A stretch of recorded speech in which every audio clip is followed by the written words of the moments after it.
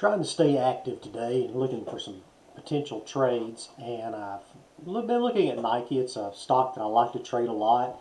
And a lot of the stocks you will see that I trade and make trades in are stocks that are on my trade list that I trade quite often.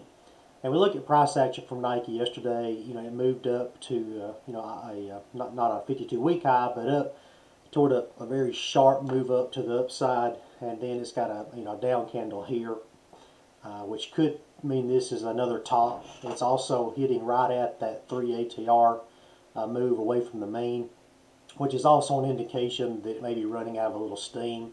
I don't think that it's going to continue up past this 52-week high without some sort of pullback, which is for the trade I'm looking to make today in Nike. That's the most important thing I'm looking at. And what I'm trying to do is I look at this to determine where I think support and resistance is and what direction I think the stock is most likely to move going from today forward. Now, I'm looking to sell an Iron Condor, which is a non-directional strategy, so I don't have to be 100% correct. And that's one of the things I love about this particular strategy, and I trade a lot of those. As I look at places where I think that we're going to find support, anything, say, above this, say, 97 area would be a lot of resistance, because you're really extended from the mean, so I'd expect to move back. You still got what shows as a downtrend right here, although that could reverse. And then looking from a support standpoint, I've got a lot of support right here at around 88.50. That gives me a couple of Bollinger Bands that we have to go through, plus this base that it developed earlier. And I would expect that this 2 ATR down here be moving up during that same time period, which would give me further support. Further down, get down to the 84, probably 85 range by the time it moves. I've got a weekly trend line that's pretty strong that I would also see as support here. Let's take a look at another one of my indicators. This is my wave indicator, and I'm really showing the same thing that I showed on my Bollinger Bands, except one big difference. If you notice, the wave indicator is indicating the beginning of an uptrend, where my Bollinger Bands are still showing a downtrend. So I've got a little bit of contradiction there. For this particular type of trade, that does not bother me because I don't have to be 100% correct. I'm just trying to, generally figure out, where I think that the stock is going to go, or more importantly, what it's going to stay between. So the fact that I'm showing a little bit of an uptrend develop here isn't overly concerning to me. But one thing I would expect is for it to consolidate or move back down into this wave, which if you look over time, you'll notice that it does come back to the wave, and that would be the expectation. So I'm expecting either this to continue to move up, which it could. Now, this could continue up like it did, say, right back here. It got away from the wave here, but instead of coming back to the wave, it continued up until the wave eventually caught up with it on this pullback. So, just because it is moving away from the wave isn't an indication that it will immediately pull back to it. It just gives you an idea of what you can look for in order for it to continue to respect this wave. But it's also why I don't just use this one indicator. If you remember looking at the Bollinger Bands, you were seeing how it was extended up too. And that's the other thing that I would be looking at here. Let's take a look at my moving averages. Same thing. The biggest two differences here is you can see my 200 simple is showing an uptrend, my 50-day is showing an uptrend, and all of my EMAs have moved to an uptrend. So I've got one indication it's in a downtrend, perhaps doing a counter trend on the Bollingers, and then I've got two indicators that showing me that we have an uptrend starting to develop. And as we look back, especially at the 200, we've really maintained an uptrend. Yes, we've had some consolidations, but we have maintained an uptrend. Now, one thing I don't like is it broke the 200 a couple of times here. Now, if I was looking for a long and I was trying to go long at a 200, I really have to take a close look at that. I like for it to respect the 200 a little better than it's done through here. And I can't go back any further on this chart, but it looks like it had the same problem here. So Nike appears to not really respect the 200 as much as a lot of stocks would.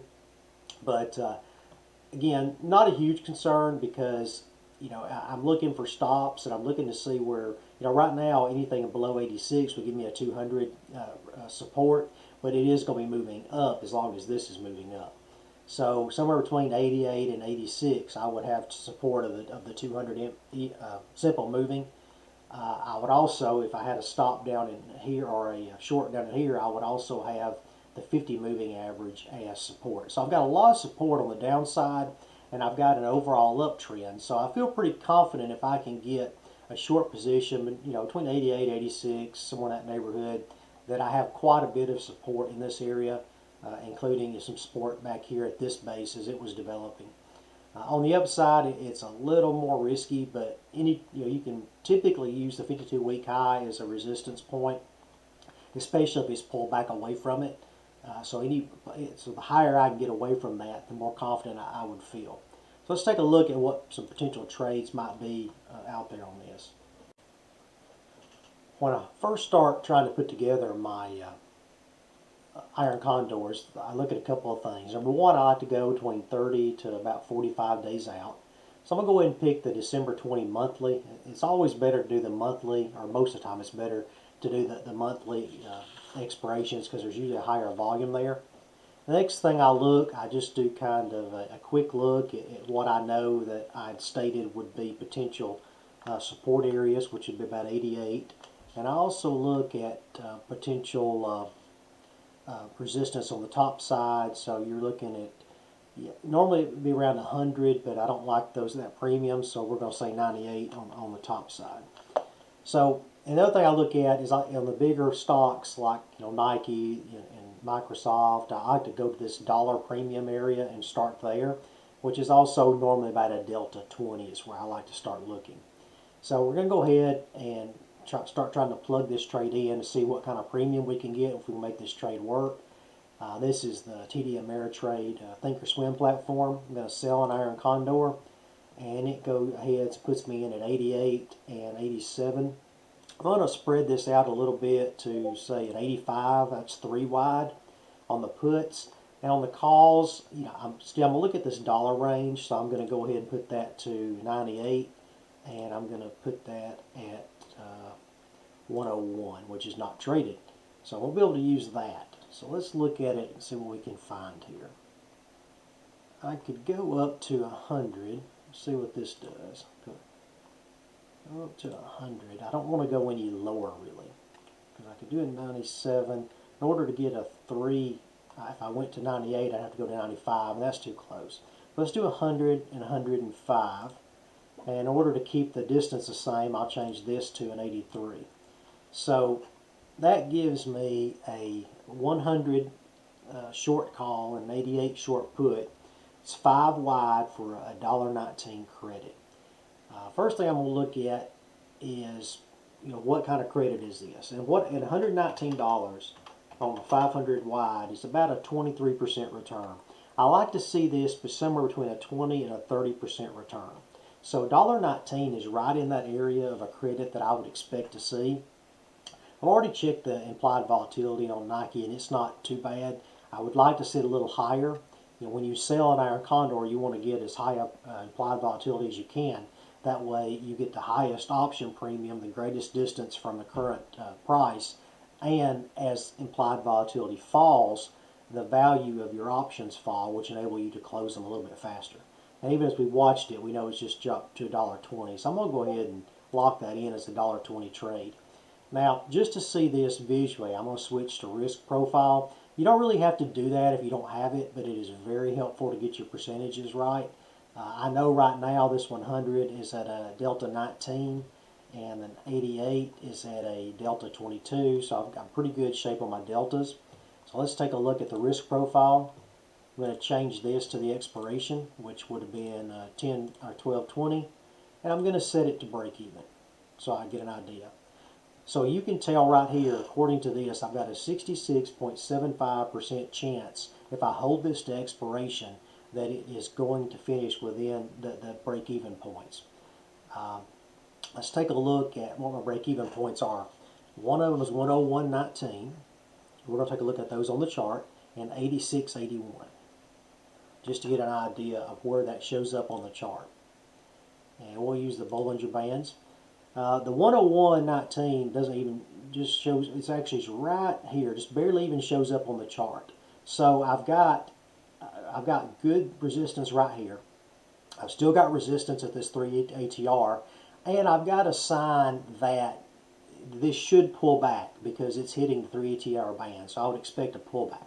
So I really like that 101.19 as the resistance up on the call side. On the put side, we're at 86.81, which would put us right here. That's not bad. I've got resistance at the 1 ATR, plus 1 ATR, the mean, minus 1 ATR, minus 2 ATR. I've got resistance all through here. And really, I've got resistance almost at this 3 ATR band down here. And I would expect these to continue up to give me more resistance. Plus, I've got resistance at this base right here, which is nice. And I've got almost resistance at this base here. It's a little below it, but I've got, I'm right in that range. And just to get an idea on the moving average chart, let's take a look at where we would be. So we'd be at 86.91, which is right here, and it's just above the 200. And keep in mind that if this consolidates and moves up, this 200 is going to continue up, so I could get support at the 200. Still nothing up here on the 101.19. It's just too far away. But I do have the resistance right here. And I've got, these EMAs, this SMA, this 50 SMA also as support. So I've got a tremendous amount of support that is going to keep me away from this 86. I really like this 86.81. So I really like the way that shapes up. I do have dividends coming out on 11/29, which is before the expiration. So I would expect a move down after that. I'm not worried about them right now because it's not, as long as my call is out of the money, I'm not going to get assigned for dividends. So I'm not really concerned about that. And I just don't see it moving up that far that fast. So I feel pretty confident that I've got some good positions to put on here, high probability positions. So let's talk about trade management. If I sell this for $1.20, which is $120 on one contract, I've got a 5 wide spread, so that's $500. So my actual risk on this would have been the 120 divided by 380 because I've got a 500 wide spread. I'm getting $120, so my actual risk is $380. So that means I've got the potential to make about 32%, and that's anything over 30% is what I look for when I'm placing these as a potential profit. Now what I like to do is try to close these at somewhere between a 15 to 18% profit. In this particular case, since it's at a $1.20 credit, I would put in a close for about 60 cents, which is half, and that means that I would end up with a total gain of about 15.79% on my risk. So I'll go ahead and place this trade, sell it for $1.20, which is $120 on one contract.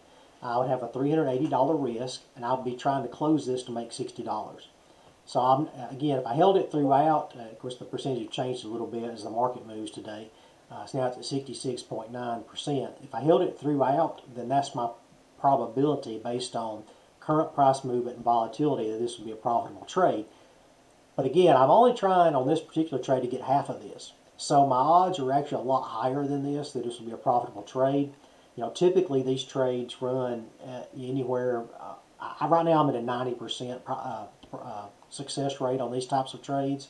But typically, any given, say, 12-month period, you'll be running from an 85 to a 92% success rate. As far as trade adjustments, you've got a couple of choices. I typically don't adjust these. I've tried it different ways. I've adjusted when it hit the break even, and by adjusted, you can either close it or you can roll it to another period. I've done that. I've tried to close it if, say, I was at a 2 times my credit loss. I've done those. Overall, I just found it a lot easier to just let them run. If you place good trades and you're hitting at 90% of them, even though you will have losses from time to time, it works out in the end to get you a good return for the year on these types of trades. But if you would, please like and subscribe to the channel. If you have any questions, let me know, and be on the lookout for future videos. Thanks.